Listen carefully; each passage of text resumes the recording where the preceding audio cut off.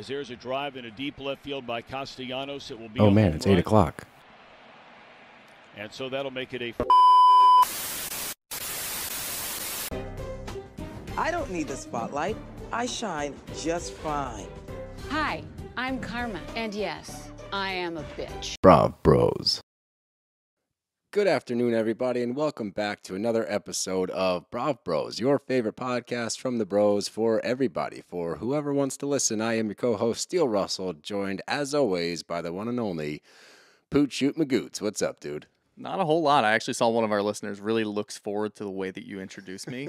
So if you need any extra motivation to just keep doing what you're doing, there you go. You got it. I'm glad somebody appreciates it because, one, I've called you different names since high school. I always try to think of variations of shooter. I remember my contact in your phone being like 15 words long. It still is. It's the same. It's Sean Poot Shoot Morrison. Yeah, and there it you will go. You forever slimmed be it that. down a little bit. That's Yeah, fine. I did. It used to be like Sean Poot Shoot Magooter, Shooter McGavin Morrison. Yeah, there you go. Now you just aired out my government, but that's fine.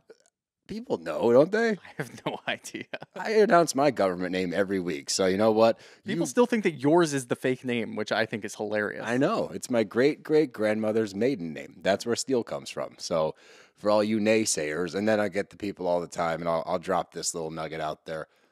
My full legal name is William Steele Russell. Oh, we're going full government this Well, week. I just want to explain because this is something, it's been a pet peeve of mine since I was a child. Mm-hmm. First of all, if you're going to name your kid something, don't put their middle name as the name you want to call them because it makes their government life a nightmare. Anytime I have to do paperwork, anytime I have to, like, when I was applying to schools and shit, they would lose my stuff because I'm like, oh, I'm Steele. They're like, who? I'm like, William? They're like, who? Now it's like sometimes it gets inserted as like William Russell Steele, Russell William Steele, Steele Russell. Like, it's a nightmare. Yeah, I'm actually happy that you went that way because I thought you were going to retell the story about people calling you Will or Willie. Well, that's what I'm going to do.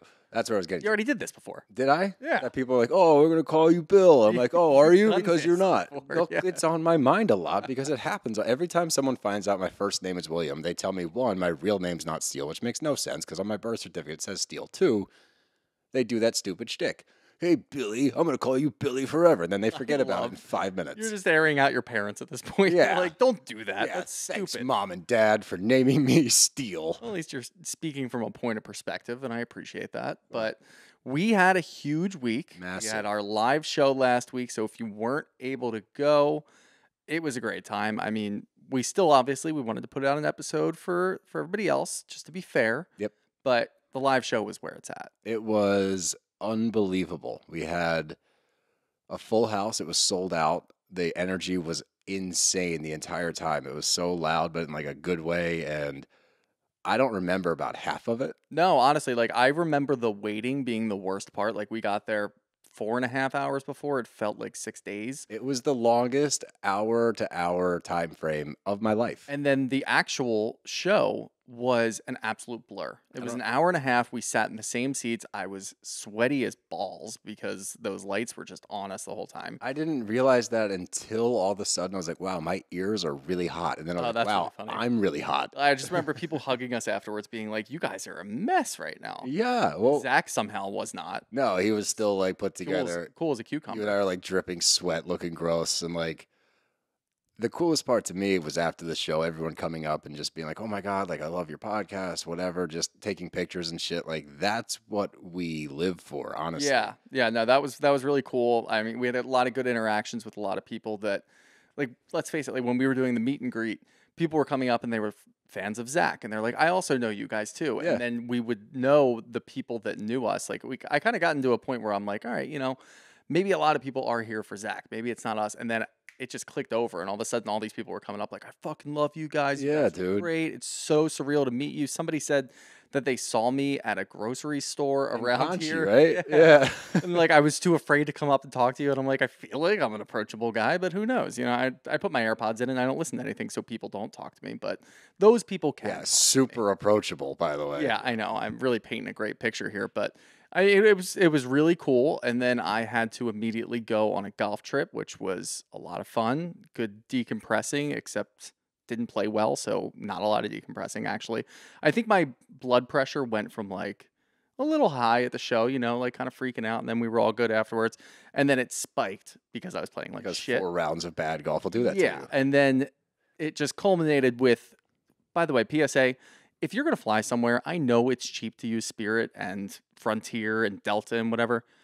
Don't do it. Delta's not on that list. Delta's on that list. Oh, yeah. I've been screwed over by Delta multiple times. Yeah, but it's not the same setup. What gets me about Spirit and Frontier, we're going on a whole tangent right now. Yeah. Spirit and Frontier, on paper, you're like, wow, cool. I can fly to Florida for $80. Like, that's dope. But then when you get to the airport, you got to pay for a seat. So that's another charge. If you bring a carry-on, another charge. You end up paying, you might save like $50, like all said, all done, instead of going like American or Delta's not one of those. Delta's not a Spirit I flew to Seattle with Delta before, and they randomly decided, oh, yeah, this was a nonstop trip. We're actually just going to stop in Minneapolis for 3 so you just hours. had a bad Delta experience. It's happened twice with Delta, so 2 for 2. I mean, Okay. But either way, I flew Frontier, and then Monday afternoon, we finished up our rounds, got an email, hey, we're pushing it back. Got another email, hey, we're pushing it back. I was already supposed to leave at 10 p.m. I didn't end up leaving till like 11:30. I got home at 3 a.m. It was an absolute nightmare. I had to, like, I was emailing my boss, like, hey, by the way, might be stuck in Myrtle Beach for another day. My stepbrother's looking at golf courses for the next morning. He's like, if we're stuck here, we might as well just, you know, go out and play again at 7 a.m. And it was a nightmare. I hated it. But the next time I fly, which might be Vegas. Oh, yeah.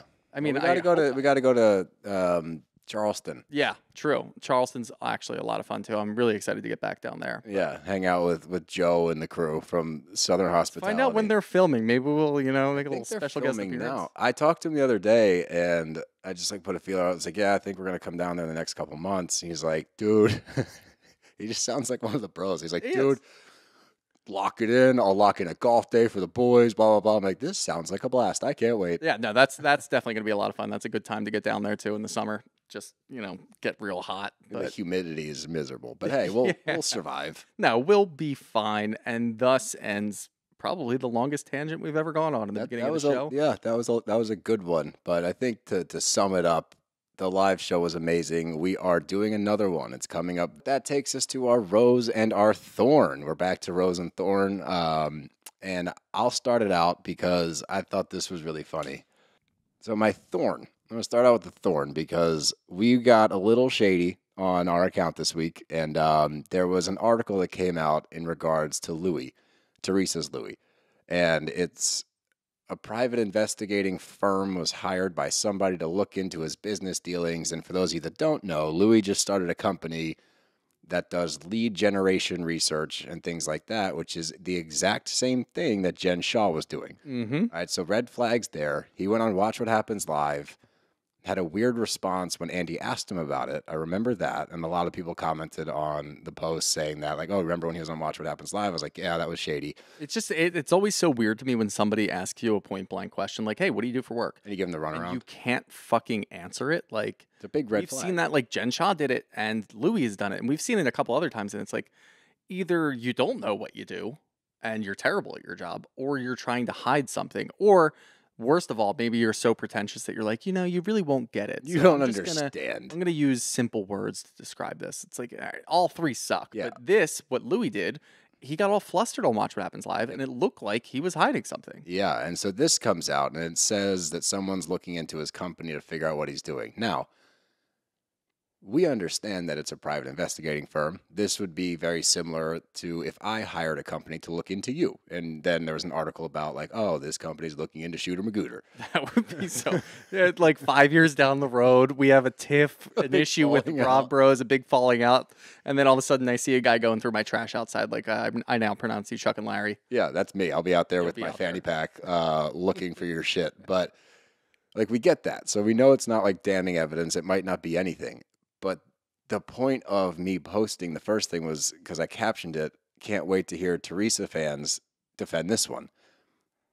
Intentionally poking the bear. I was trying to see if I would get some arguments that were objective that would say, hey, this doesn't mean anything. Like, we don't know if he did anything sketchy. Like, it's an ongoing investigation. And also, it's not even criminal. It's just some companies looking into him. That's what I was hoping for. Mm-hmm. Instead, what I got is what I expected, which is, oh my God, you Melissa Gorga fans, you Joe Gorga fans are the worst. You must be on Frank's payroll. The things that Teresa's gone through, nobody else could even handle. You guys are ridiculous. I thought this page wasn't one-sided, but clearly I was wrong. Like stuff like that. And it was like, I responded to a bunch. I was like, look, unfortunately for you, you just proved my point of what I was doing. I was trying to see if you guys could look at this situation as tree stands and just say simply, hey, you don't know all the details. Hey, you guys should do your research, whatever it might be. Just like do it from an objective standpoint. And instead, they dragged us relentlessly. There's like 16 messages that call us stupid, that say we're on payroll. By the way, we're not on anybody's payroll, but if anybody... Yeah, if any Bravo Lebs are listening and you want us on your payroll, we are not above bribery. Yeah, no, absolutely. Please do it. And we'll try to, hide it as much as we can. But I think the main issue from all of that, and I've talked about this before, and I want to talk about it again. People follow us on social media for news, and they're like, oh, I want to be up to date with the Bravo stuff. Like, you're just a page. Like, no, we're a fucking podcast. Yeah, listen to the episode. Clearly, they don't listen to us, and that's why they're like, "Well, I knew that this was going to happen. One-sided pages, bullshit." It's like if you listen to one episode, just one segment about Jersey, you'll understand that we don't take sides. We jump around a lot, and like people all we do is just break it down. Like it's very simple. Yeah, and people were saying that we like, oh yeah, and like we don't hear you speaking up about Marge. I'm like, listen, one episode. I go after Marge weekly on a weekly basis. I say something bad about Marge. We're tired of going after Marge, but we still have to do it because she keeps doing dumb things that we don't agree with. But also, Teresa does dumb things that we don't agree with. Louis, obviously. We talk about all of them. Melissa, Joe, like we rip everybody apart if they're being dumb. If they're being good and we agree with them, then we agree with them. We had a task here, and I just went off. Yeah, that was your thorn. Tangent. That was my long thorn. So my rose is a couple of things. I think my number one rose was obviously the show, but this one was really funny. So we got a review, 5 stars from Farmer Mag, and the title's just Bravo Bros. And it says, this has become the only Bravo podcast I listen to. I love hearing Steele introduce Shooter every week.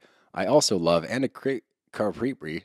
Jesus. Oh, what the hell was that? Completely agree with Shooter's hate of Real Housewife Ultimate Girls Trip. We'll definitely miss hearing them say Kate R. Sharif, but I will keep listening because I love the honest opinions. I love that we got credit for the Kate R. Sharif bit. Oh, yeah. Kate R. Sharif also chimed in and said that she was cool with it, so that was like the icing on the cake. Mm-hmm. But yeah, that's my rose. Just I like, that people like what we do and they talk about it sometimes. I love that. It's yeah, cool. I mean, like we get... Like the reviews are great. I also, we get DMs here and there on Twitter. We get a ton of DMs on Instagram. So hearing people actually like listening to us and understand what we're doing and not taking sides and being assholes, that's what we're here for. So with that, I'm going to go right into my thorn because this was an absolute roller coaster of a review. I know which one you're going to do. Yeah. 1 star titled Housewives versus Under 40 Shows. They are very fair when it comes to housewife shows, which are all women cast, and they do a good job being flexible in their opinions as new information arrives. Okay, starting off good. The male and female cast lack balanced opinions. The boys, Sandoval, Schwartz, Kyle, Craig, have historically received a pass, while the women are always held accountable by castmates, the public, and these podcasts. We are aware that all cast members have positive and negative attributes. They make mistakes that we all pick apart, but there's an unconscious bias when covering the women in under 40 shows. What in the world? I can go on, honestly, but the rest of it is just bullshit. The fact that it's longer than that, 1, is already an issue. 2, when have we been nice about the dudes? We took Craig to task for an entire season of Southern Charm. Again, it's like you feel the need to put a review down. You can't just listen to like one show and just pick one thing out. And it also doesn't make any sense because they're saying that we're giving Sandoval, Schwartz, Kyle, and Craig a pass. Out of the 3 of them, we've probably gone after Kyle the least. I would say that, and it's really just because, his behavior is inexcusable certain times towards women, and we will condemn him for that. We did condemn him when it happens. Craig, we ripped apart because he was just being a drunk asshole, for and he was Winter hard House, to watch Winter House for Winter House, Summer House, and even for Southern Charm. Like we ripped Craig apart. Schwartz and Sandoval, self-explanatory. We've kicked in the face. I said last week that Schwartz deserves to get punched in the face. I clipped it. I don't think that that's a pass. That's certainly not a pass. I mean, I for guess if me. you want me to say, like, I'm going to get on a plane tomorrow and go punch him in the face myself, then maybe that's what you want. But I'm not going to do that because threatening violence is wrong. Yeah, he meant a metaphorical punch. Metaphorical punch. A fist. hypothetical closed fist, if you will. Yeah, sure. But that was just really funny. I mean, it was a roller coaster. It started off so well because Well, it's that's like, yeah, they wait and they form their opinions. Yes, we do. Look, and here's the thing, like when it comes to the constructive criticism in reviews, I'll actually like pay attention to someone and be like, oh, maybe, you know, I'll take that to heart. Maybe we could do better there. Like I have no issue with people saying, hey, I didn't love this. And I'm like, oh, okay, let's look inward a little bit. But that one, I don't. But if they're just like Doesn't track. categorically wrong, It doesn't track because like we've literally talked nothing but shit. and I about guess the like, Toms. look, I'll give you the benefit of the doubt with like Craig and Kyle because we haven't really gone after them recently, but recently there hasn't been much to go after. Like Craig has been on the show a little bit in Summer House. He's been fine this year. right. So we don't have Towards anything the end to of say. Southern Charm, he was okay. Kyle's been okay for the last couple episodes, but Schwartz and Sandoval, like that's what I just don't understand. And maybe Interesting. you know what? I'm not even gonna put my head in that headspace because that person sucks. So here's a good one though. We got a DM on Twitter. This one comes from Oh Please Shut Up. I don't know, whatever. Great start. Great start. Well, that's not the name of the review. Which is, No. The name. I like the Yes. name. hey, I started listening to you all since Scandoval was exposed. I just wanted to say it's refreshing to hear a man's point of view about our favorite Bravo reality shows. I think it's dope that you two break down shows as men. It's an interesting, cool perspective. Thank you for being a fresh voice. Continue to produce great content. To the women, we finally get to hear how men view the Bravoverse. It's not mansplaining, it's literally their POV. It's not going to be how we as women think and see.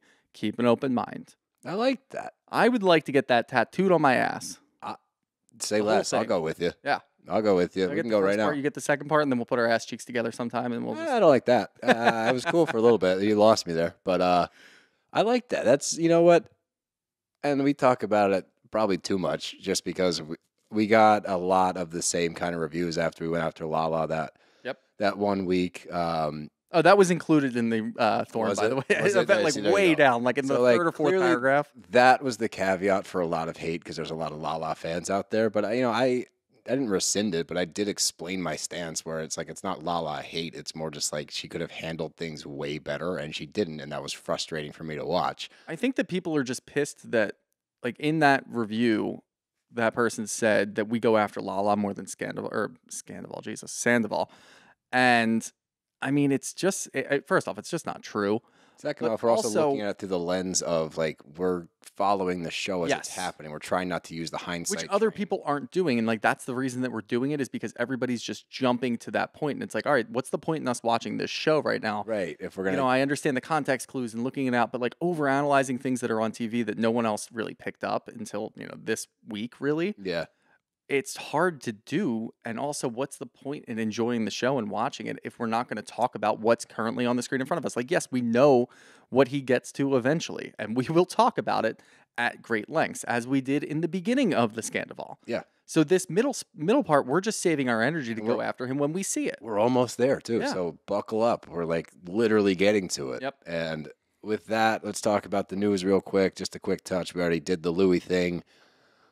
RHONJ is coming back. We got an official word, I think July 17th. That sounds right. And I think I was confused because they're airing it the same night as Atlanta, but I didn't know if that meant both are premiering the same night. No. Atlanta premieres on May 7th. And they're just going to So roll. that's this Sunday. It is this Sunday. Oh, wow. We got a new show to watch. All right, cool. I got to do some research. But, so I guess it airs the same night as Atlanta's airing on I the 17th. think that's probably going to be. Would that make sense for? No, that would be like mid-season for Atlanta. No, July. Yeah, no, that's probably the end of the season for Atlanta. No, because if it starts in May, June, July. Oh, I guess it's 2 months. Yeah. It'll be close. It'll be probably It'll towards probably the be reunion. the season finale, and then reunion will be That 2 makes weeks sense. removed or whatever. So yeah, that makes sense for them to kind of put it on the heels of Atlanta, which means look, the way I took it was we don't really know what we're going to get into with RHONJ. We've heard issues, we've heard castmates falling out, we've heard a lot of things going on over there. We're keeping an open mind, but the way that I view that is actually good for Atlanta meaning that Bravo thinks that this is going to be a really good season for Atlanta because they wouldn't put RHONJ right after Atlanta. They're trying to bump the They're ratings. trying to bump the ratings. Yeah. And I think that Bravo thinks they have something good with Atlanta. And Atlanta's a really good franchise. It's like we've looked before. It's one of the top rated franchises. So we're excited. Nothing but good reviews from people I've talked to. They're always like, why didn't you do Atlanta? We're like, we didn't know. We honestly didn't know. We were like, Beverly Hills, that's like the star-studded cast. We're really excited to get into it. And then 6 years later. Oh my God, that season, dude. But I'm excited to get into both of them. I'm going to challenge us both and challenge our listeners and the audience at large.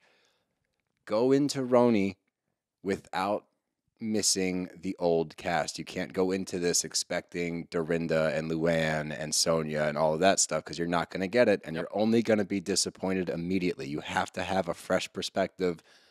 Bravo's taking a new approach to it, and we want it to work, right? We're not rooting for shit to fail here. Yeah.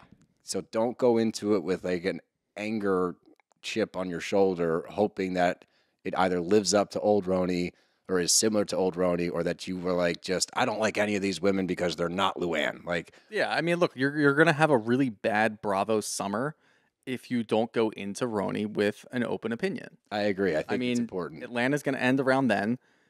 I assume Beverly Hills will start a little after that, maybe. And like OC, who the hell knows what's going to happen with OC? I haven't heard anything except for Tamara coming back. Yeah. And then obviously and Vicky. like Vicky and whatever. So that could be really bad. But again, keep an open mind. Open mind. See what happens. Otherwise, you're not going to have a fun summer. Yeah, we want to have fun summers. Yeah. You know, summer should be fun, as Shooter said so eloquently a few weeks ago. Yep. But the last thing we're going to talk about, Dodie went on Watch What Happens Live last night, and for all intents and purposes, or intensive purposes, she crushed it. She was really funny. She was pointed. She pulled back on a lot of the stuff that she was kind of known for back in the day, which makes sense. She's been off the show for a little bit. She also was like, you know what, I'm 40 now. Like, I don't want to get into this shit like I used to. But yeah, we got Dodie, guys. We got Dodie. Let's just keep it simple. We're interviewing her tonight, Thursday night at 7 p.m. So I'm really, really excited to talk to her. She is one of Dev's all-time favorite Bravo personalities ever. And she got booted from the show a couple of years back, which I'm sure we'll get into that with her tonight. But mark your alerts, turn on your notifications for podcasts, because that interview is going to drop within the next 48 hours. Yeah, and make sure after you listen to it, give us 5 stars. 5 stars. You know what? You know what? Well, I'm not going to tell people what to rate us. I think that's, I am. Yeah, 5 stars only. Knock it off. I will say, please, to anybody listening, if you go on YouTube, if you are a YouTube subscriber to anything, subscribe to our YouTube channel. We're trying to bump it up. We're trying to get on there more. I think that we could have a better YouTube presence. Yeah, probably. So give us some subscribes. That's a hard word for me to say. Subscribe to the YouTube. But let's get into one of the most difficult episodes of TV I've ever watched in my life, and that's saying a lot. But Vanderpump this week was genuinely difficult to sit through because of how sweet Ariana is, how nice and concerned she is about Raquel and Raquel's well-being, and how she's finding herself and she's proud of her and she's having emotional heart-to-hearts with her. And we know while this is all happening that she's currently having an affair with Sandoval. It's rough. I mean, it's rough for 2 reasons. The first reason is you had just watched VPR today, and then right afterwards, the Jax and Brittany thing popped up, and right now Jax is staring at me, and I really feel uncomfortable. Oh, yeah. Hey. I hate every second of it, but we have seen over the last couple of weeks, like, there has been sort of, not really a movement, just more like, obviously a lot of focus on Sandoval. Like, you're a piece of shit, go away. Like, we don't want to hear from you. You're just making excuses, blah, blah, blah. And there's been some moments where you're like, wow, Raquel's just completely fucking lost. She can't find her way, whatever. This week, you see her point blank talking to Ariana. You see her tell everybody that she's around with Schwartz and Sheena and Brock and Ariana and Tom, I'm just with my people right now. I feel so nice. And it's like, dude, now we've attacked Sandoval for being a piece of shit. You are now, fine. Everybody called her a piece of shit anyway and called her Rachel, whatever. But there were some times where you're like, you know what? She just lost her way. Like, we pulled back Go get a little help, bit. whatever. We pulled back a little bit. Now it's just full bore. Like, no. you Like, can't. this is brutal to watch. It's really, really tough to watch. I liked what they did in the beginning with the, the rewind and stuff, just trying to track where we were. I at did the too. time. And just kind of how people were hearing about this and kind of just uncovering it. Well, let's talk about how it was uncovered that she slept over at Sandoval's. Yeah, we talked about this last week too, and because we only got the snippet, Yeah. but we knew right away. Like Lisa told Ken, like, "Hey, go to the other room real quick, walk in with the dog, Gather drop yourself. the bomb, and then walk away, and don't answer any follow up questions." How many takes did that take? I Over don't under know. over I under don't know 5. because I don't think that Katie's like a good actor, and she seemed genuinely shocked when Ken said that. That's So I really think that maybe they practiced just Lisa and Ken. Oh, for sure, Yeah. without a Like, doubt. how are you When gonna he do walked this? in, he was quite clearly rehearsing lines. Like Oh, he was on a going through his beeline to head. that spot, talking, and then out. Yeah, you're going to enter stage right, Ken. You're going to walk up to this mark on the floor. You're going to say your line. Don't forget the last part about the jacuzzi, and then leave. And he literally stutters on jacuzzi. He's like, and they were in the. You see him kind of gather himself. He's like, the jacuzzi together, and then I he's wanted like, him to say jacuzzi. he was in the jacuzzi. The jacuzzi. God. Then he grabs the dog and bounces. So clearly, you don't have a dog in this fight, no pun intended, but you just wanted to drop the bomb, walk away because Lisa told you to, which I love. I love incorporating Ken into it. But we get that whole kind of, people were calling it Lala and Order, which I thought was kind of funny, like that That Lala is really and Order funny, yeah. rewind. And she's breaking it down. And the whole thing, all I could do was watch Sandoval when they FaceTimed, and you see he's such a weasel, and you can tell. Squirming. Yeah, and like now that we know, we can look at it through that lens. Obviously, you can't not look at it through that lens, and like we can kind of drop the hindsight card now because we're getting into when things are starting to happen. So we can now speak of it from a current standpoint. Watching him like try to spin this web of lies, and the amount of times that this motherfucker said dipped out between this and his conversation later about the party for Labor Day, he uses dipped out again. He's clearly rehearsed these stories in his head multiple times, but he's so full of shit and he's got so many irons in the fire, he can't keep track. So he's losing kind of his way, and he's also getting sloppy. Like Well, the crazy thing is, a couple of things. One, all of this is kind of coming out slowly, right? And Yeah. it's I assume it's September because we're talking about Labor Day. Okay. So we'll call it late September, maybe early October, whatever. Wait, Labor Day is early September, so it's either late August or early September. Well, if he was at a Labor Day party. Right. Oh, We okay. don't know so how, this is how after, long gotcha. ago it Okay, was. yep. Blah, blah, So blah. we're mid to late Context September. clues. But yeah, so like with that happening, I saw something that said that Sheena didn't really think or understand that it was even happening until January. Yeah, no, I saw that too. So we're watching this, and look, I'm going to give credit where credit's due. Lala is suspicious in September. We didn't get anything until Nope. March, I guess, Yep. is probably when we first heard. So And look, she's a good 6-7 months ahead. and I need to go on record saying, because I was given a lot of shit about her jump on the hindsight train, fully rebuke that. Is that right? I take it back. All right, Yeah. she clearly had some inklings. She clearly was questioning things right out of the gate. Mm-hmm. We will always admit when we are wrong. I clearly hadn't seen this episode yet, but she did. She was suspicious. She called it out. She said why. She had evidence. She had reasons. She had arguments as to why. She is right. I was wrong. I'm saying that right now. So watching her kind of break it all down to James, this is where it gets so interesting. And this is where you see the dynamic of the group and kind of how they look at Tom and Ariana. She explains this to James, her confidant, her buddy, her arguably her soulmate, whether it's intimate or not. Those two are always going to be connected on some different level, which is fine. In the 7th house of the moon. In the 7th house of the Aquarius moon on a Tuesday. Yep. But when James is talking to her, he is still trying to defend Sandoval. He's like, we were just smoking together and we were just shooting the shit. And I heard oh, Katie knew, oh my God. But at no point does he say yeah, that's shady. He instead is trying to come up with reasons why it's not shady until he ends it with, oh man, what a mess. I think he's still so stuck on the Schwartz thing, and with Schwartz being there, and after seeing them, Raquel and Schwartz hook up in Mexico, I think that with James specifically, he obviously is still working through his issues with Raquel, which we continue to see. And I think he's just so fixated on the Schwartz and Raquel thing that he's oh, the three of them were there. if anything, he's probably pissed off that Sandoval was helping Schwartz hook up with Raquel. And that's probably where his mind was, and he was fixated on it.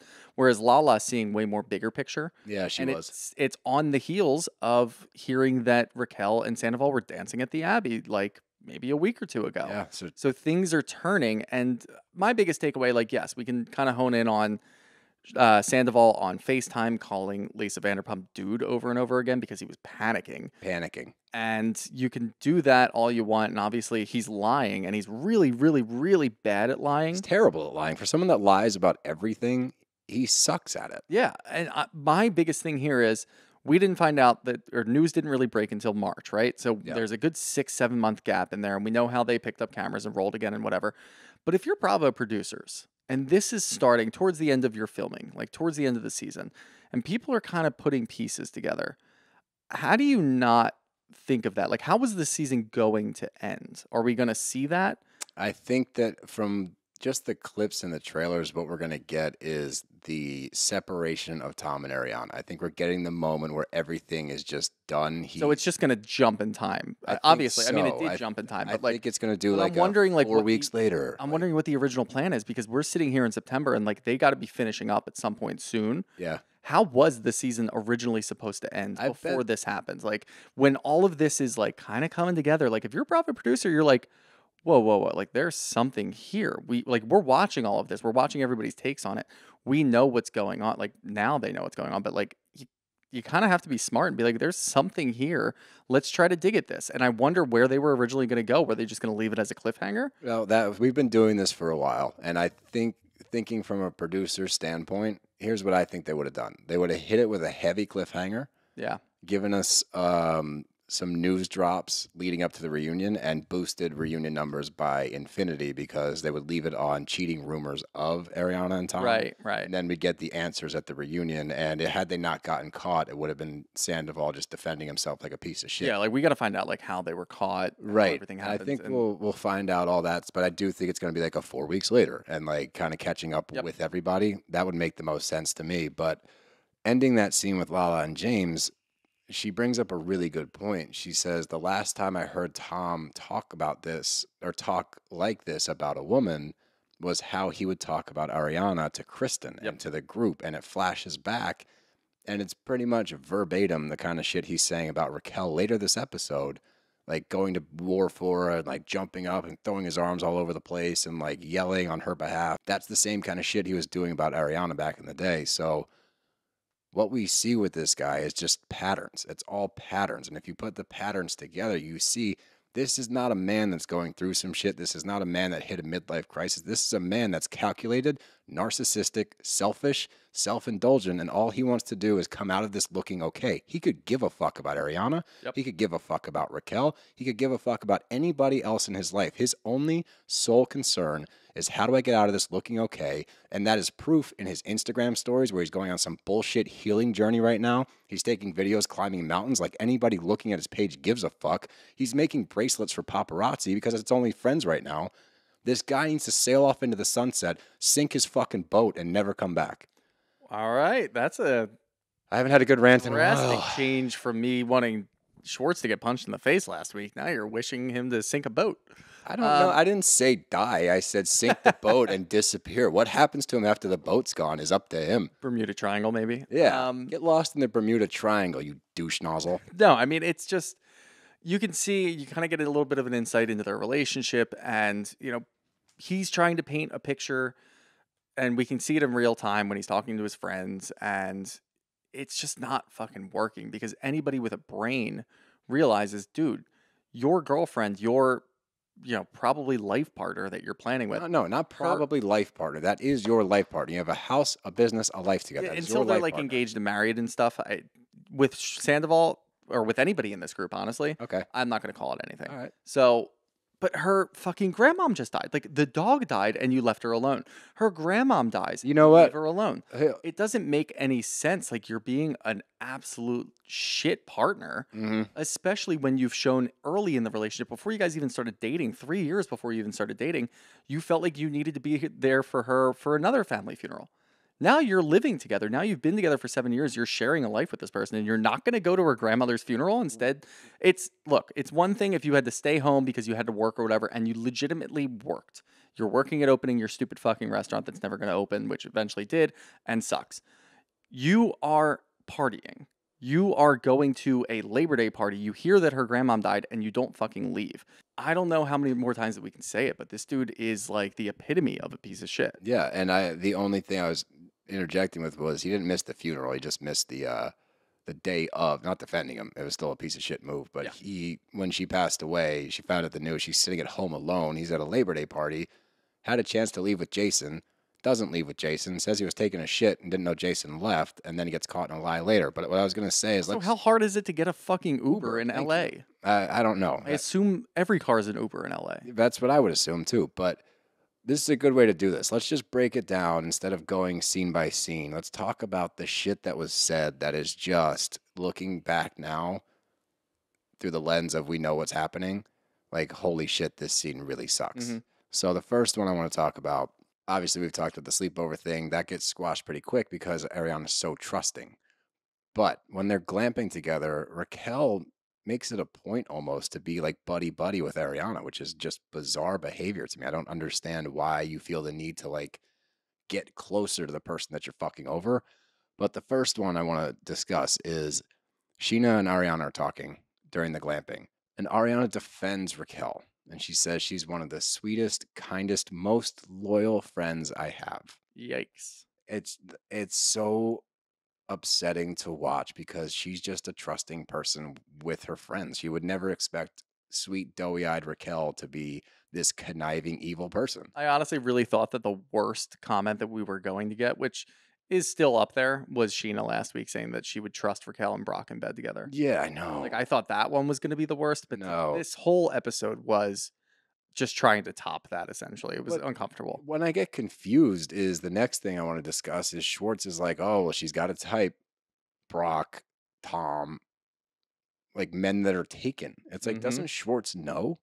Is he just so uncomfortable with this knowledge that he needs to, like, say something? I think he said, now, if you want to take him for his word, which would be stupid, I think he also said that he didn't know until, like, December. Yeah. So it's a couple months later, but like, still, they're just ignoring the signs, either because they don't want to believe it or because they're just, like, petrified to address it because of what's been going on, and they know what happens with Sandoval. Like, even the idea that he was with Raquel, like, that is such, like, a true thing. He's at the Abbey with Raquel at 1 a.m. and somebody just goes, yeah, we just thought it was kind of weird. You can do that if you're completely innocent. Just do it in a calm manner and be like, no, there was a bunch of us there. Like, there's a lot of us there, and like, you know what? Like, yeah, the optics kind of suck. Like, good luck. Just be maybe in the honest future, about like that. yeah. But the fact that you blow up and freak out and stand up, Sketchy. and you're so, like, theatrical about it. The fact that everybody in the room doesn't go, what the fuck was that? This is weird. But what really gets me and was the most upsetting part of this episode is watching Raquel's confessionals after she says things like, this is my people, my friend group, my, like, pretty much my chosen family, and I'm so grateful to have you guys in my life, and like, I've found myself and I'm going through all these things, but I'm so happy that I have this crew. You're saying that in a confessional after the fact while you're actively banging Ariana's dude. Like, that's crazy, unacceptable, unforgivable behavior that you can sit there and, in hindsight, she is in hindsight saying still, like, these are my peeps. It's like, but you just banged Tom probably that week before you went glamping with Ariana. Most likely, yeah. She starts talking about the pageant shit, and this makes it even worse. It's almost like she wanted to implode because she's talking about how she's not in the pageant life anymore, and like her reputation doesn't matter anymore. And it's like, clearly you really ran with that one. Yeah. Like, you took the, no one's like looking at me through a microscope, so I'm going off the rails in every aspect of my life. And here's the thing that we tried to not do for an extended period of time. What we don't want to do is sit here and crucify a woman for doing a lot of sketchy things that a lot of the dudes have done on the show as well. We're not overlooking that. We're not trying to pinpoint anything here. We're just simply saying, if you look at this from a lens of, she is defending this behavior, she is going rah bullshit for her friends and how much she's grateful for Ariana. Meanwhile, she's having sex with Tom. So, like, there's no other way to cut it. She sucks. Yeah. No, I mean, there really is no other way to say it. Like you said, like it was one of the most difficult episodes to watch because of all of this, because what we know, because of the hindsight. And it's just really tough when somebody who's the victim in all of this and Ariana is sitting there saying she trusts her implicitly and she's part of my family. And I just like she even defends to the point where she's opening a business with Katie. Yeah. And Raquel and I guess it was just Sheena and Ariana talking about Katie. Now, obviously, we know how Sheena feels about Katie. And Ariana agrees with Sheena. She's Yeah. like, you know what? I know how Katie can be. And maybe she did just say that and she just kind of left it there. And that's not the truth. We don't have an open relationship. But I can see Katie saying that. And you know what? She really hates Raquel. So I understand why she's trying to push this. It's so fucking tough to watch. It's You so feel hard so to bad for watch, Ariana man. because she has had one of the most, even without the Sandoval shit, she's had a really tough year. She's had a fucking horrible year. Her best grandmother friend died. and Her dog died. passed away. Her grandmom dies. She loves her grandmom. And then you throw this on top of She everything. says in a confessional, I'm really struggling. And I'm like, Jesus Christ. Yep. That's the other thing here, too, that I want to talk about. Then we can move on to Summer House.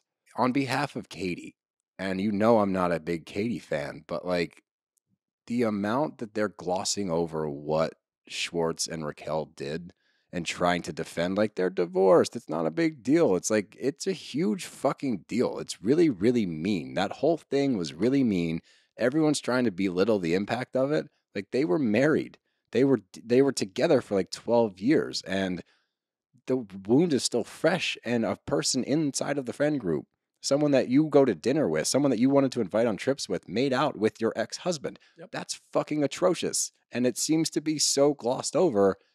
Like, Tom Schwartz, you can't go up to Katie and expect her to be like, oh, rah, rah, whatever, and like, get over it. It's not your place to say that, you No. dipshit. Back the fuck off. Stop playing the nice guy puppy dog routine that you're somehow the victim here because she's not getting over it, and understand the fact you did something wrong.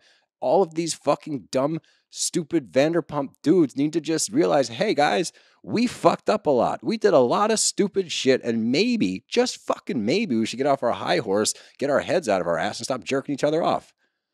I don't think you're going to get that. And that takes us into Summer House, which has, honestly, it's been getting better, as promised by Carl himself. Credit where credit's due. Carl did tell us, and you know what? It's gotten infinitely better since we talked to Carl. Yeah, no, it's completely all the annoying shit aside from Danielle that we were bitching about in the beginning of the season. It looks like Carl and Kyle are good friends again. Yep. He's actually happy for him as we get to see kind of Carl going through the routine, which ends up with him having very high blood pressure and stressed out and has a to go to the panic attack. hospital. He has a full-on panic attack. So there's a lot going on here that I'm just happy that he has a good support group. Like we see him at Sierra's party celebrating 1 year in New York, which was fun. And I really like who Sierra's become as well. I've loved Sierra this season. Yeah, she's really come into her own, and a lot of that has to do with her just kind of finding her way through New York and finding her way through friendships and stuff. So that was really nice to see. We always like to see the wholesome moments on these shows. I'm ready for a Sierra love interest. Yeah, as long as it's not Austin, I'm fine. No. with it. You know what I It mean? doesn't. I want somebody new, somebody that's actually like a decent human being, and like I want to see that aspect of her life. I'm ready for that. No, and we've talked about it before. Like we like seeing them in the city as well. Like Yeah. if they could show us a little bit more of that on their day-to-day stuff, I think that it would kind of lessen the blow because we want them to just party all the time in the Hamptons, and when there's downtime there, we get upset and we Mhm. get restless. So show us their life during the week because we know that like they talk about doing stuff during the week. Show us a little bit of that and we'll be okay. But we get to see Carl kind of confiding in Chris and Kyle about his engagement. And I think he made the right move. And I want to hear what you have to say. I think he made the right move keeping other people in the dark. And we get to kind of see how Danielle feels about that being other people in the house. But honestly, like when it comes to an engagement, if you want it to be a fucking surprise and you want other people to be surprised about it, I don't really hate this move. It's absolutely nobody else's business. Yep. It's 100% whatever the person proposing wants to do. That's what you should do. It is not something you need to confide in specific people about.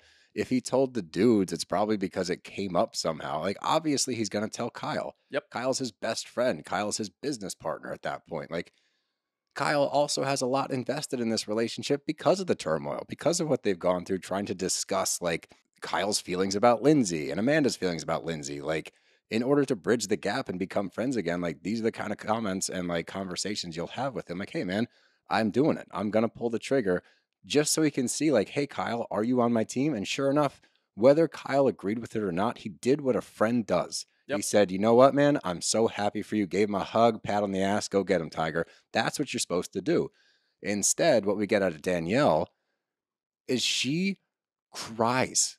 First of all, she has the audacity to belittle the engagement, say it's too fast, scream into a pillow when he says that he's looking at rings, and then she thinks she's going to get included in the planning. Yeah, of that it? was wild to me that she is going to stomp around, scream into a pillow, not even talk to Lindsay.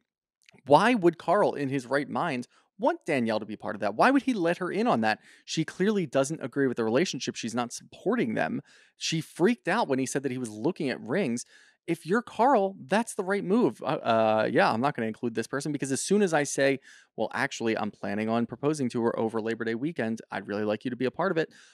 After all the behavior that Danielle has shown, what do you think her reaction is going to be? She's going to say no. She's going to say, I think it's too fast. I just don't know what to do. And it's going to make Carl feel like shit. So instead, Carl does the right thing and completely closes her out because he doesn't need that negativity. Absolutely Clearly, not. we see they're at a concert. He has a panic attack because he's freaking out about doing this and he's really in his own head. He needs outlets that are going to support him, like Kyle. Yep. Chris is obviously included because he's a photographer.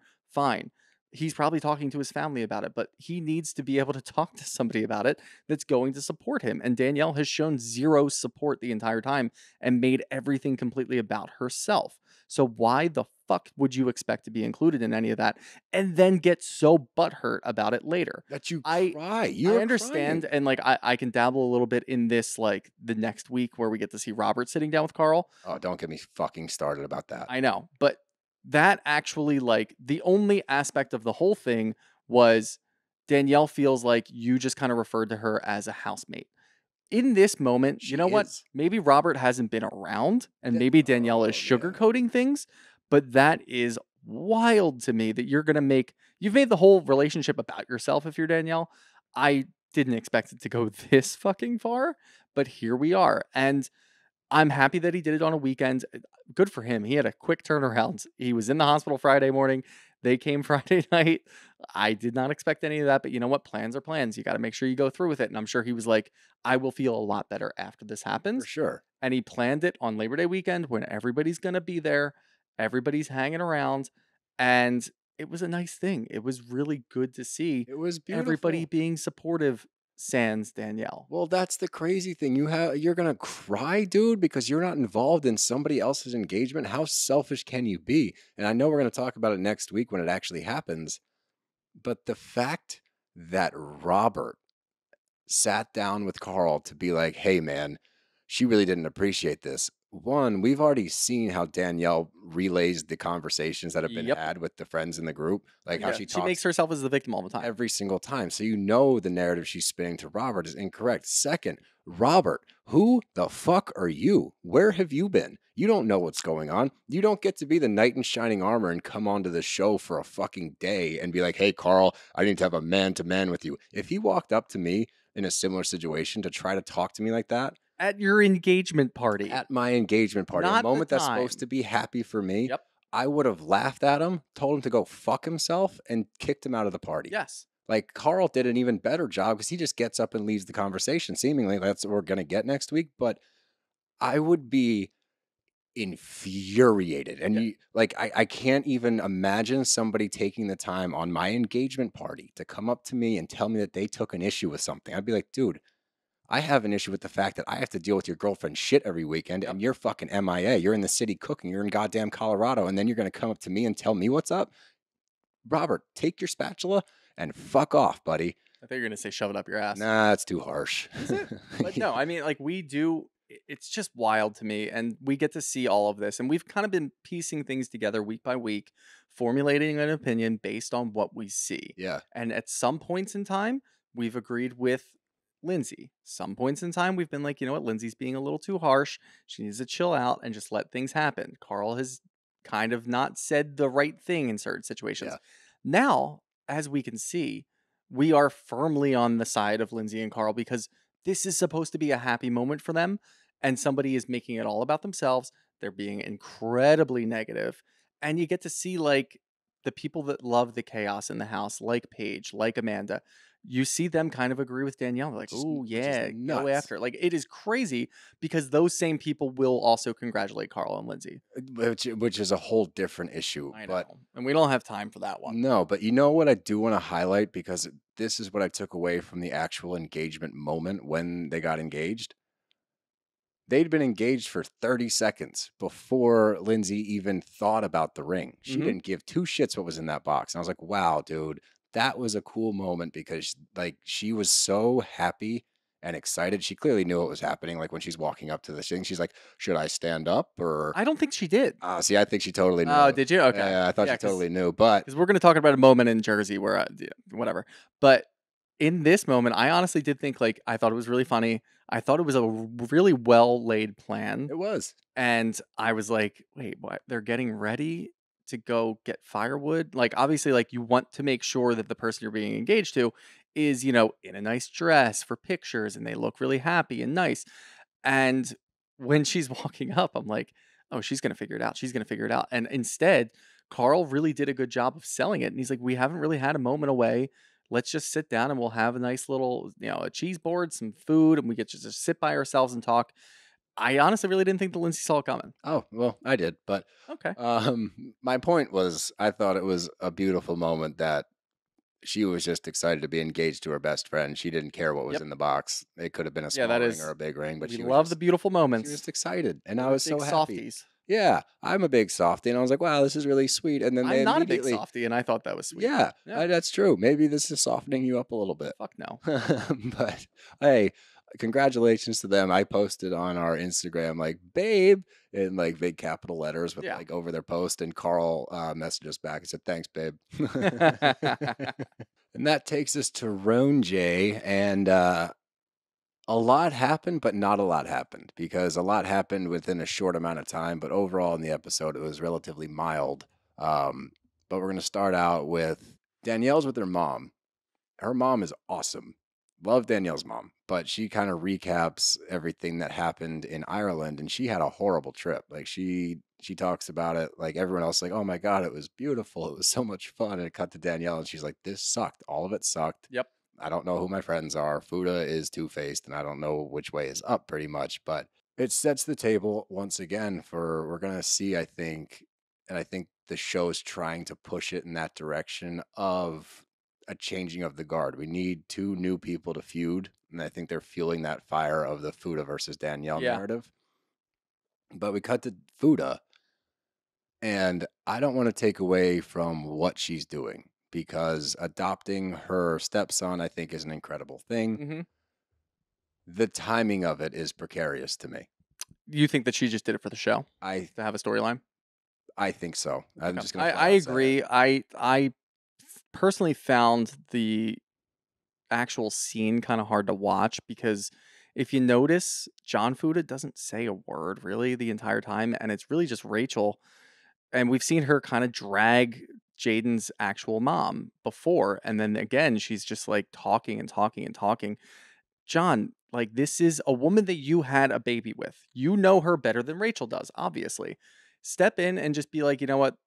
Just give us something. You know One what I mean? way Like, or the other. I'm not even going to tell you which way to go. But you need to go a Just say certain way. fucking something and be like, you know what? Maybe you can't reach out to her. Maybe she won't return your calls. Whatever. But at least offer it and be like, you know what? I can try to step in and just see what's going to happen. Like, There's a couple of things I take away from. I don't think you're wrong at all. I also think that by him not stepping in and saying one way or another, like, yeah, if his mom is an absolute train wreck and like Mhm. has not been there ever and has no bearing on Jaden's life at all, I want to know that so that I can look at Fuda talking about it from that vantage point of like, okay, she stepped in, stepped up, which is what I think happened. Like, I that's think what, so, yeah. but this is what bugs me, is it leaves room for speculation on what their relationship was. Like, we don't know the mom. I'm not defending the mom, but I don't know. Like, I want to know, okay, well, what happened? Like, Mhm. why is she not in the picture? I just think that, yeah, it's okay if we need to have like kind of like a bit of information. just a little. But I don't need the dragging. I don't need all the issues. Like, I feel like that was the main focal point for all of this, instead of somebody like, it should be a really happy time and being like, you know what, I really hope that she gets on board. We can talk to her or try to figure this out in a way Take a different that approach. makes like, yeah. Instead, you're just like, she hasn't been around and you're just trashing her to this person who has already told you the law. It's the Like, law. it's not going to change because you decide to trash this person. Like, Yeah. she hasn't been part of his life. Like, I raised him. Like, okay, lady, I still have to do my She still needs to job. do. This Yeah. is how this works. Like, you know what? If you want to go and get in the car and talk to John about this and then get a good like dialogue going with him, That's what I that's need. fine. That's what I need. I don't need you trashing this woman to a public service agent. Like, it Yeah. doesn't make any sense to me. And it looks like, to your point, it looks like it's just the cameras are rolling. Like, let's try to do this whole sob story and try to get a storyline out of it. I'm not buying it. I need to hear from John, like, what happened. If she sucked, if the mom is terrible and not in the picture and the kid is way better off for it, great.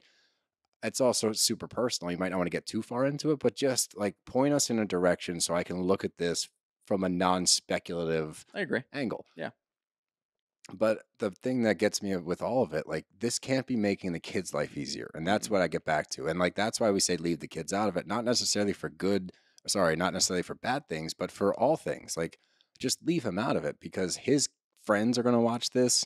His friends' parents are going to watch this and they're going to be like, hey, what's the deal with your mom? Maybe he doesn't want to talk about it. Maybe his Probably relationship not. with her is actually as horrible as it seems. Yeah. He probably don't want to hash that shit out. From what I gather, it looks like it's like non-existent. He really doesn't even talk to his mom. But this from is what I going to understand. force that conversation Exactly. into like a situation where maybe he doesn't want to talk about it with some random that's like, hey, dude, what's up with your mom? Like, yeah.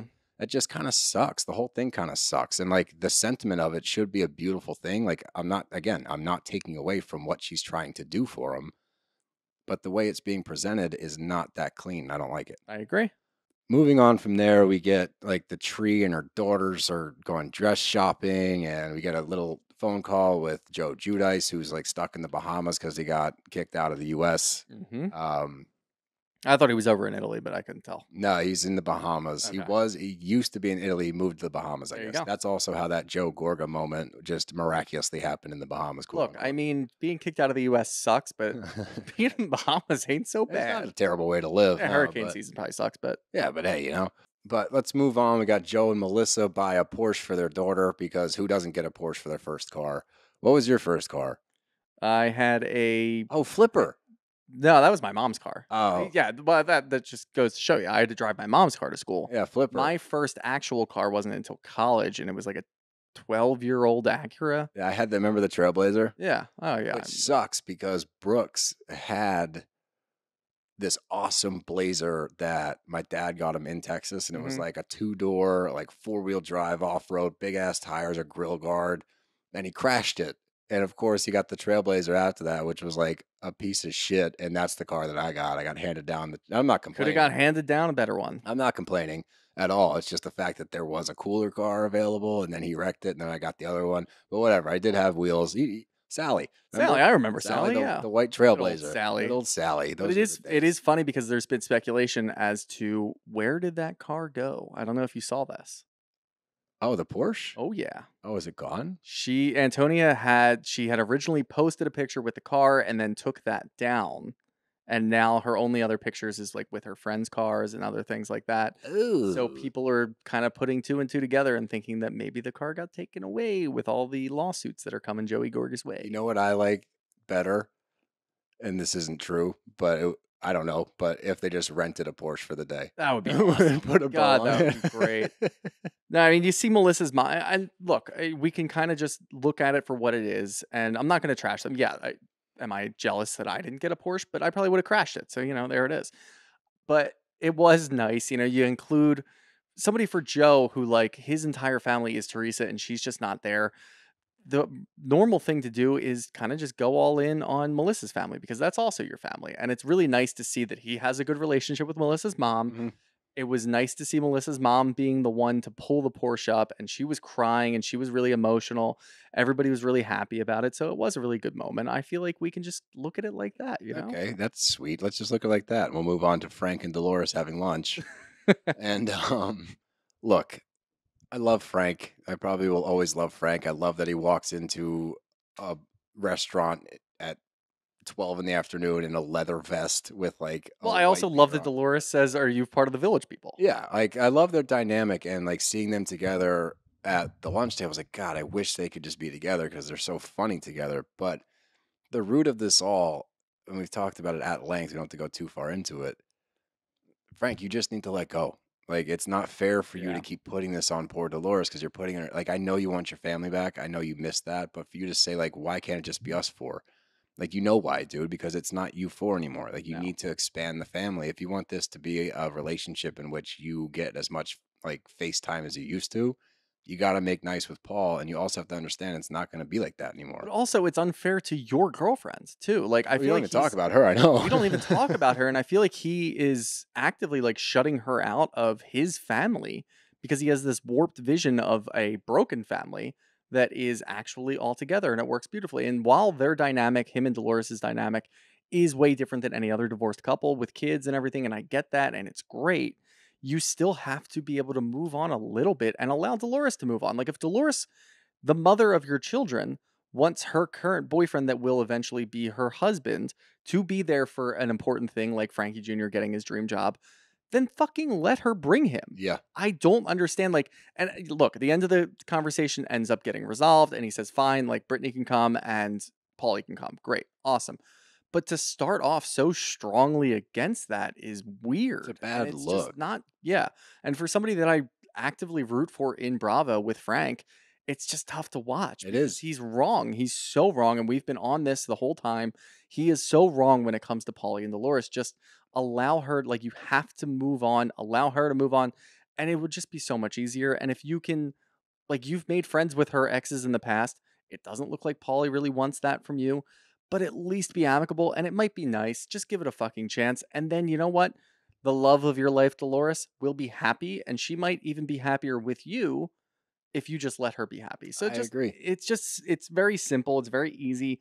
Just allow things to move on and don't put restrictions in place and it'll work. That's well said. It's well said. There's only two things left to talk about, and one of them is what I thought was the most scathing indictment of Teresa and Louis that we've seen on camera. And I posted this, and I posted a little, it was like a clip by clip thing of Teresa realizing or telling Louis that, hey, we're on camera right Yep. now. People thought that I was taken aback because she uninvited them or didn't want them at the party. And then she invited them to the party, whatever. It has zero to do with them wanting or not wanting to invite them to the party. Had they said we're not inviting them, period, I would have moved past the scene instantly. What we saw was a peek behind the curtain. What we saw in that moment was them getting caught being shady and sketchy on camera and quickly trying to backpedal and shift the narrative into no. We love everybody. We're trying to be as zen as we possibly can because she goes, we're on camera right now. We're filming. And he goes, oh shit. And like they hang up the phone or before she hangs up the phone, she's like, hey, no, invite them. When she hangs up, she's like, it feels so much better to be happy. You're going to throw some zen bullshit out there after you just got caught being sketchy, scheming, trying to work behind the scenes against those two. I'm not saying that this is where it gets lost. I'm not saying that Joe and Melissa aren't doing things behind the scenes as well, but we just caught these two. Yep. We saw them lie and try to then be the victims, try to then be like holier than thou with all this nonsense that they're spewing. We just saw them for who they actually are. And if you can watch that scene as a Teresa fan and not be like, whoa, that was fucked, then you don't understand how to be objective about this. Look at the reaction from her daughters. They're so unfazed. Like they clearly have heard this kind of narrative from these two for the entire season to where they hear one thing, they hear another thing. They don't even react to it. They're just looking at their phones kind of smirking like, the usual. That whole scene to me completely negates anything that those two have been trying to do for the entirety of this scene, arguably the entirety of this feud. Yeah. No, look, like we, as viewers, we don't get the full story ever in any of these shows. And we know that and we accept it and it's fine. I would have respected it if Louis didn't immediately say, oh shit, and be caught. I would have respected it if Teresa didn't say, the cameras are rolling. If they were just true to themselves, and this goes for Joe and Melissa as well. if you can just be true to yourself and just accept the fact that this isn't working and you are actively undermining the other side of this, I think that we would be better off as viewers and we would understand what the fuck is going on. The fact that they're so shittily trying to hide things makes it so much worse. Like, just immediately be like, if Louis says to Teresa after knowing that the cameras are rolling, I don't care. I don't want them there. I'd be like, all right, Louis. That, Yeah, dude. that like, makes sense to me. Because we know things are happening behind the scenes with the business deals that fall through, with the issues that are happening. I'd be okay with that. I'd be like, all right, good. You're taking a fucking stand. I'd be fine with that. But instead, you see them scramble, and it's like, that's a really shitty look for a battle that's just been ongoing for 10 fucking years. Get over it. Just move on, and we don't need to care anymore. Now, I did have a slightly different opinion about the daughters not reacting. Okay. I didn't think it was more like oh yeah, here we go again, blah, blah, blah. I think that they are so firmly on Teresa's side. And when it comes to younger siblings, I think that Gia is actually the one who's pulling the strings with the younger siblings. I think that because we've seen Gia go at Joey before, and she's kind of getting her own footing. She's kind of getting her own shit going on. She is the ultimate tree stand. She's playing the game. She knows what's going on. And I feel like younger siblings are going to look up to the oldest, right? Yeah. If Gia is the one who's talking to them and telling them, like, Uncle Joey is no good, we're not going to deal with him anymore. He's shady. He roots against us. He doesn't want us to be happy. The other ones are going to follow suit. So when that happens, and you see, I forget if it was Melania afterwards who said, well, why would you want them there? Like, why are they going? Yeah, that's true. That's a good point. So I think that they're maybe, I don't want to call it warped. At least they took a stand. Don't invite them. Yes. Like, that's the truest that we've gotten out of anybody in this family. Yeah, it was your 16-year-old child. 16-year-old child who's sitting there watching her cousin get a Porsche for her 17th birthday. Yeah, like...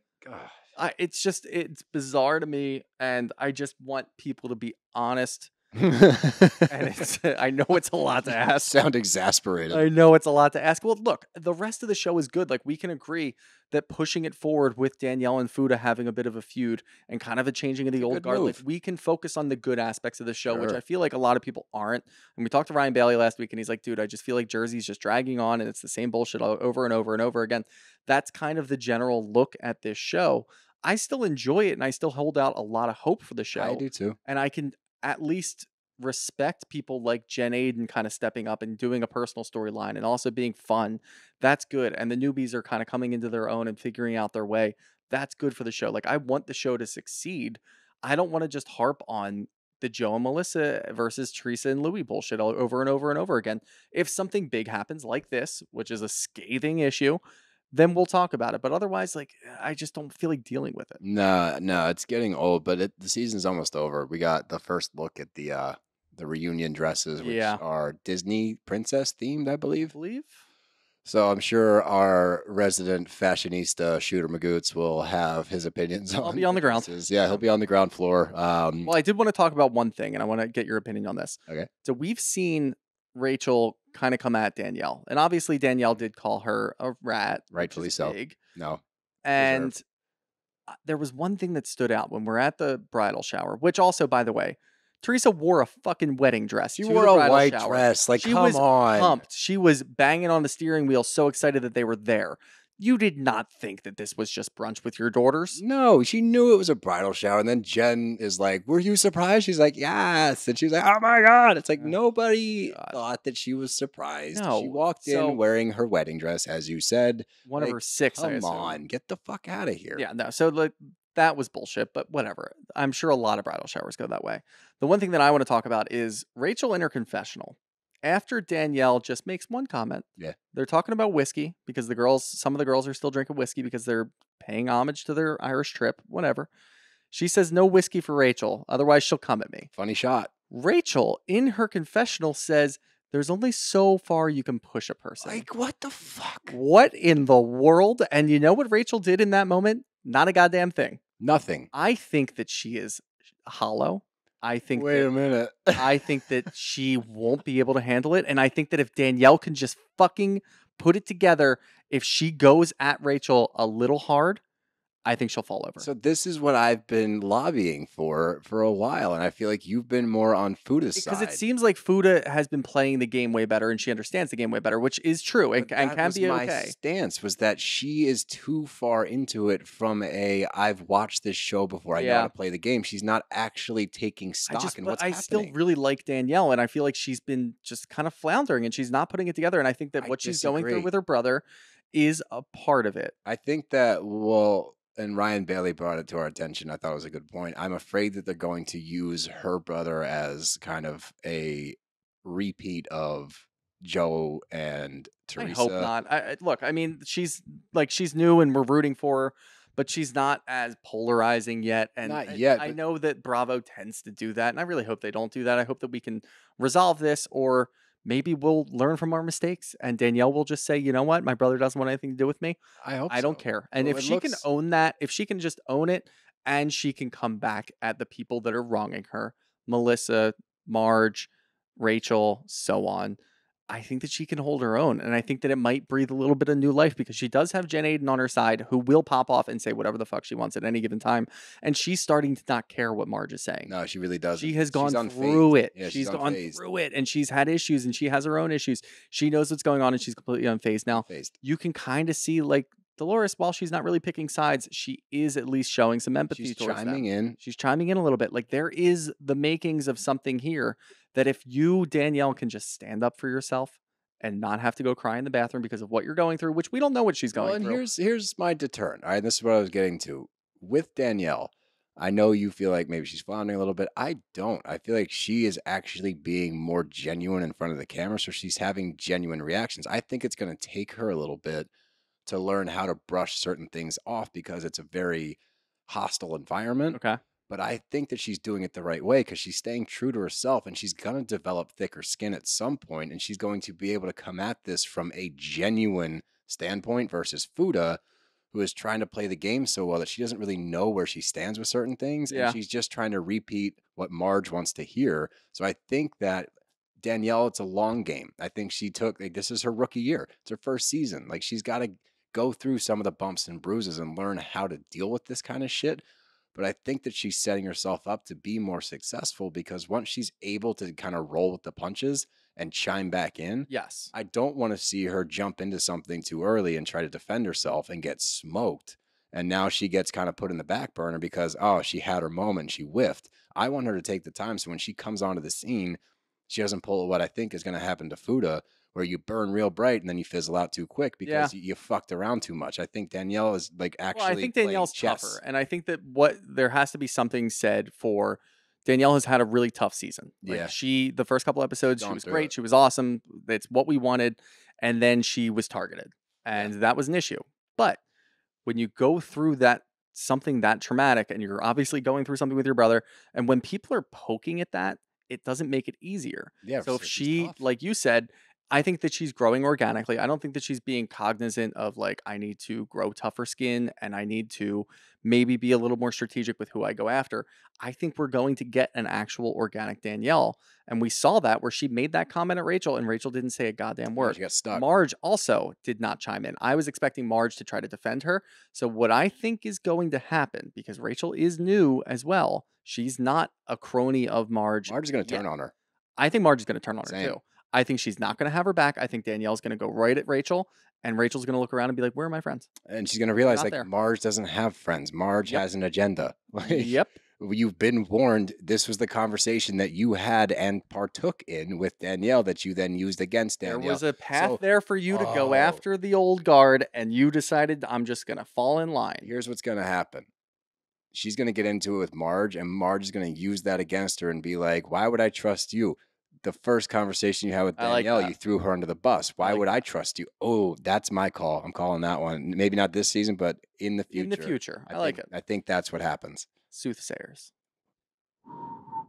Why? Like, I don't know. I always, for some reason, when I hear soothsayer, I think of like a low whistle. I always have. Interesting. Like when we read back in high school, like Julius Caesar and stuff, like the soothsayer was actually involved in like Shakespeare books. Yeah. I would legit be like, for whatever reason, I just hear like, weird, dude. Soothsayer. And that takes us to the question portion, and something happened and our questions got deleted. So I just put it back out there. So we got one question that was messaged to us. We're going to see if somebody asks a question while we're answering this question, which crazier things have happened. We might be in the clear here. But up first and hopefully not last. So come on, guys, answer those questions super fast. From Kels Jennings. Do you think because last time this happened with Ariana during his relationship with Kristen, Sandoval got off with no backlash from fans of the cast, that he expected the same for his affair with Raquel? It's a good question. That is a really I also good want to question. point out the fact that you were talking to the listeners in real time. Yeah. No, That's well, not how that works. I am aware we're not live. I was putting the energy out there in the universe, and now what I'm doing very smartly is I'm stalling to try buying to time. buy time. No, I guess. I mean, it's tough to put yourself in the mind of Sandoval, Yeah. but that makes a lot of sense. I think that there was no repercussion the first time around, so he was thinking, you know what, I can probably get away with a little bit more. I think, and again, we got to give kudos to Ryan Bailey, who's been doing this for a long time, so he sees kind of the nuances very well. I think what we run into with a lot of people on this show is they have a separation of, it's a selective separation. They only pick and choose when to be reality TV stars and when to be real people. Yeah. Like when they're on the show and they're going through something that we want to resonate with or they want us to resonate with them, they're real people.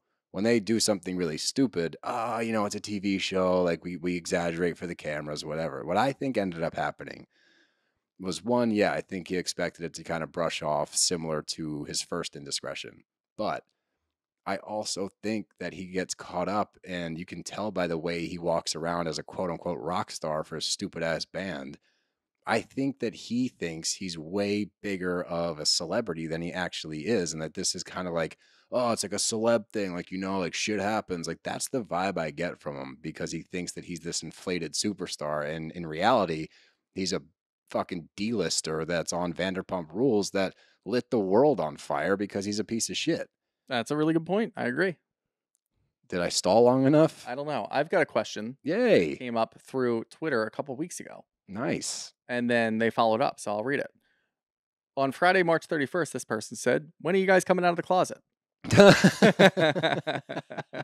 And then on Friday, April 21st, so 3 weeks later, they sent an up arrow. Like we didn't answer. Who said that? From Papa Burner. So it's just Papa Burner account.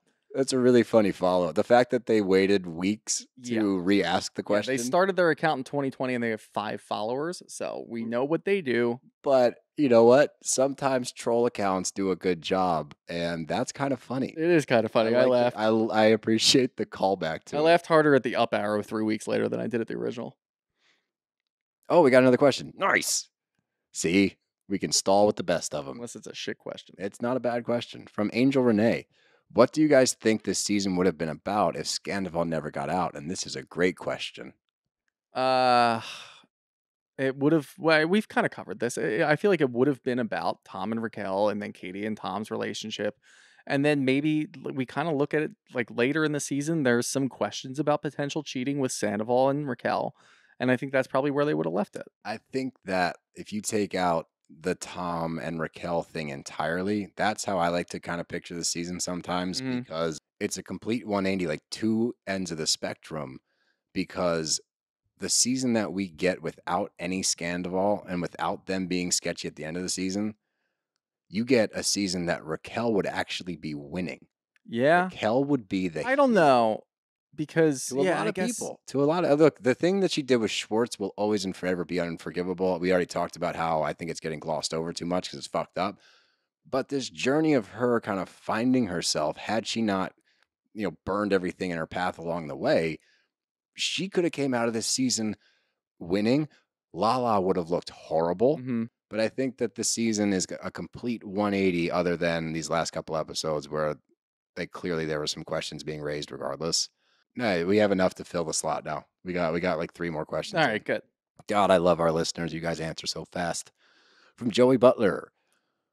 Who's coming out of this season the most unscathed won't have to eat their words? From VPR? Yeah. Probably Lala. Honestly. Lala made me eat my words. I mean, aside from what she's doing with the Don, she's not going to eat any words for that because I just hate it, but whatever. No, I really do think that she's the only one that seems like she's onto it. Yeah, And we've given her a lot of shit in the past. We did. And look, we'll apologize. Whoa. Lala stands. Whoa. We do this week by week. I understand. We do it week by week, but we gave her a lot of shit and we talked about the Hindsight crew. And while there are other people that are in the Hindsight crew, she is showing signs that she's on to something now. Yep. 6-7 months before it actually pops off.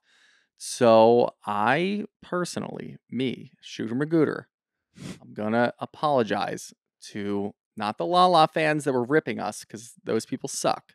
But I'll apologize to Lauren directly and say I was wrong. Hand up. I already did that earlier this show. So Did you? Okay. I did. I said hand up. I'm sorry for throwing you into the Hindsight crew. I'm not sorry for saying that you handled things like shit along the way.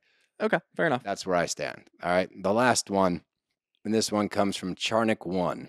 Who do you think Andy will have next Wednesday on Watch What Happens Live? Ariana or Stassi? I don't know if they're ready to have Stassi back yet. That does set a big precedent. If you bring Stassi back, it's going to start a lot of rumors. But again, that also is good for the show. If you bring the thing about bringing Ariana on, and I hope that they do. Is she ready to discuss it? And I mean, she's going on this revenge tour, which good She for might her. be. Yeah, at the she's going on the Yankees. revenge She's at the tour. fucking White House. Like, yeah, I think that. I mean, obviously, everybody's gonna want Ariana because she really hasn't spoken up but it's necessarily. almost working for her. Like, I almost don't want her to have to dive in unless like it's absolutely necessary. I'd rather just see her like continue to live her best agree life. from a human standpoint, but from a viewer standpoint, we kind of want that. I think it would be the perfect way to wrap the season up is to finish it, the finale. I don't really need to hear from Stassi on the matter, to be honest. No, with you. I no, think because that- it's we've done that with fucking Jax and Brittany and gave them their own show, which is stupid. yeah, and I think that you just run the risk of like oversaturating instead of let's just go to the source. And if she's up for it, I think it would make for a killer end of the season. But Yeah. if she's not, I think you leave her alone. I agree. But that's all I got. You got anything else? Nope. Well, it feels good to be back in the podcasting seats. We had to do remote the last couple weeks and getting ready for the live show. It's nice to have a little bit of normalcy. But subscribe to our YouTube page. I'm only plugging YouTube for the extended period of time. Yeah. YouTube, baby. All about that YouTube. Plug it up. Subscribe. Subscribe. Subscribe to YouTube. Bros are out of here. See you next week. Subscribe. YouTube.